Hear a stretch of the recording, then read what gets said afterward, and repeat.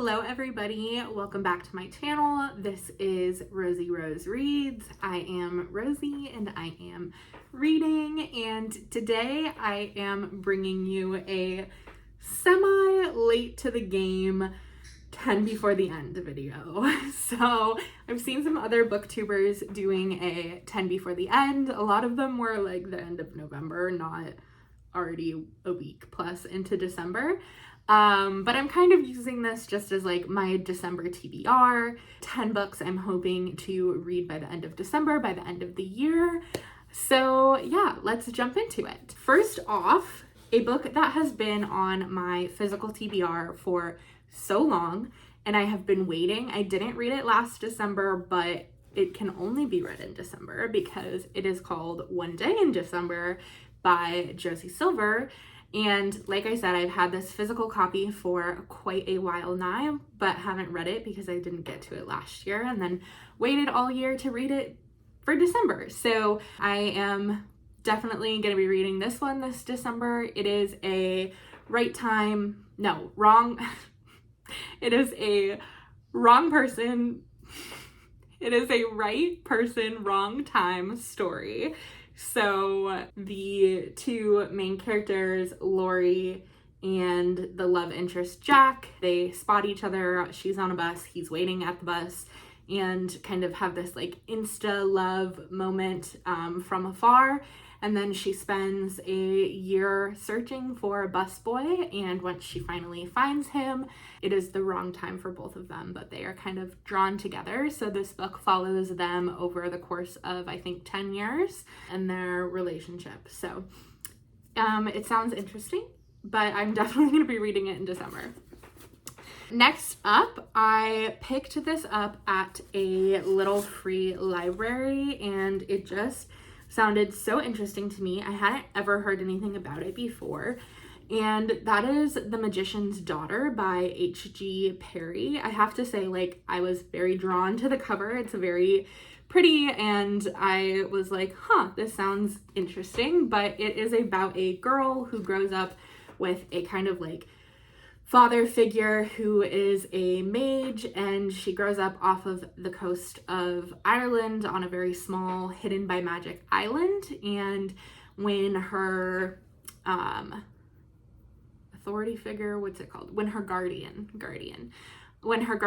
Rowan goes missing during a night, she embarks on a journey to find him and help him, and it kind of has this like council of magicians aspect, and they're like a little bit bad, and Rowan's trying to work against them, and Biddy has a main role in that. So it sounds super interesting. I'm very excited to read it. I had never heard of it before, and I haven't read anything by H.G. Perry, but one of their other books is on my TBR list. So hopefully this will be a good read and a new author to close out 2023 and start 2024 with. Next up, also something that has been on my physical TBR. Can you guys tell that one of my goals this year was to read from my physical TBR, and I haven't quite done that as much as I wanted to, so I'm like pushing for it by the end. I am currently reading this, and it is The Cruel Prince by Holly Black. I've been going back and forth between the audio version, which I'm listening to on Spotify now that they do audiobooks with their premium membership, and reading this copy. I did pick up this copy at Goodwill for 99 cents, and it is an advanced reader's copy. Unfortunately, it's like a little bit beat up. It has a little tear, but I saw that some resellers are selling the ARC version for like a lot of money. So I don't know. I just picked it up because it had been on my TBR. I'd never read it. I saw it, and so I grabbed it. It is a YA fantasy book, and it follows our main character Jude, who is human but is living in the Fae world and Fae court, and having to kind of interact with the Fae and their cruelty and trickery, and kind of rise above it in a way, or at least become acquainted with it. So I know there's kind of a like romance subplot, like enemies to lovers romance subplot, but definitely this book is mainly like fantasy political intrigue more than it is romance, at least so far, but I've also heard that from other reviewers. So I'm enjoying it so far. I'm about 60% of the way through, so I definitely will be able to get through this one by the end of December, and then we'll see if I pick up the rest of the trilogy or not. Next up on my list, my husband and I are embarking on a road trip for the holiday to go back and see our family, and as part of our road trip traditions, we listen to an audiobook. So we started an audiobook for our last road trip, and that was N.K. Jemisin's The Fifth Season, and we're only about 25% of the way, and we have not finished it. We haven't really listened to it since the last road trip, so we'll definitely be picking that up, and I think we have about 12 hours left in it. We have a much longer drive ahead of us, so I think we will be able to finish it, and then we will see if we pick up the rest of that series or if we move on to something else. But The Fifth Season is a like epic fantasy, and there's a lot of moving pieces that are going on, but there's kind of a like world altering event, and we're following our main character through that. Yeah, so I'm definitely hoping we can finish that one. The other one that I'm keeping in mind for our road trip, which just came through on my Libby holds, is Bookshops and Bone Dust by Travis Baldree. My husband loves to play D&D, but he actually didn't read Legends and Lattes. I did, and I really enjoyed it. So I know Bookshops and Bone Dust is a prequel, so I think he can listen along and not be like super out of the loop. And that's about an 8-hour audiobook. If we speed it up a little bit, we'll probably, listen to it on like 1.5 or whatnot. So I think we should also be able to get through that on the road trip if we need a break from The Fifth Season and kind of a heavier book, and we need to do something a bit lighter and cozier, which is definitely Bookshops and Bone Dust. So those two are on this list. I'm hoping we'll be able to finish both of them. It's a goal. It might be a little ambitious, but we will see. So those are road trip audio listens, but I also on this list have a couple other Christmassy books, holiday books that I have been seeing recommended a lot or I've had on my TBR. So first, the physical copies that I have So This Is Christmas by Jenny Holiday, and this is book 3 in a series. I think it's called Eldovian Christmas or something like that. I did read the first two last year around the holidays, and I really enjoyed them. They were cute, they were quick. They're kind of like royal life meets a commoner in a way. Think like the movie The Prince and Me, which is one of my favorite movies. So I did enjoy the first two, and I found this shortly after Christmas at Goodwill or a little free library, and it was book 3, which I haven't read yet, so I picked it up. So I'm hoping to get through this, and hopefully it hasn't been too long since I've been in the world that I'll remember some of the supporting characters. The other book that falls in this category as a physical TBR but holiday book that I haven't read is Jasmine Guillory's Royal Holiday.